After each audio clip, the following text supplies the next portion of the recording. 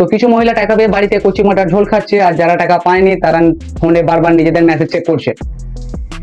এই মুহূর্তে সব থেকে বড় খবর, অন্নপূর্ণা ভান্ডারের মেসেজ না পায় কিছু মহিলা ব্যাপকভাবে শোকগ্রস্ত।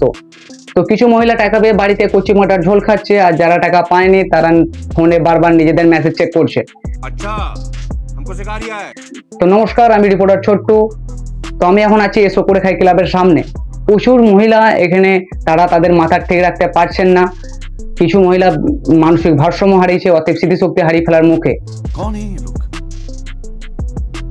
कहाँ से आते हैं?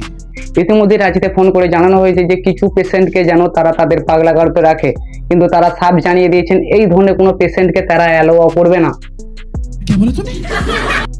সবার মুখে একটাই কথা, ওরা পেলে আমরা কেন পাবো না, ওদেরকে দিলে আমাদেরকেও দিতে হবে। अच्छा কুঁচভোগপুরের বাসিন্দার এক মহিলা, তিনি দাবিতে জানিয়েছেন ওনার শাশুড়ির টাকা ঢুকে গেছে কিন্তু ওনার টাকা ঢোকেনি। এই নিয়ে পরিবারে তুমুল অশান্তির সম্মুখীন হতে হচ্ছে বৌমাকে।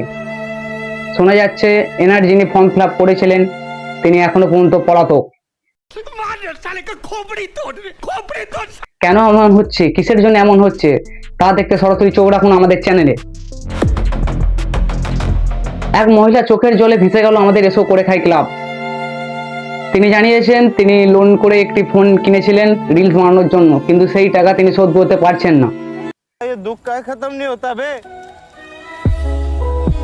তো আমি সরাসরি সরকারকে রিকোয়েস্ট করব যে নয় আপনি সবাইকে টাকা দিন, আর না হয়তো পশ্চিমবঙ্গ একটা পাগলা গারদ বানিয়ে দিন। নমস্কার। मतलब वो अलग ही लेवल का बंदा था।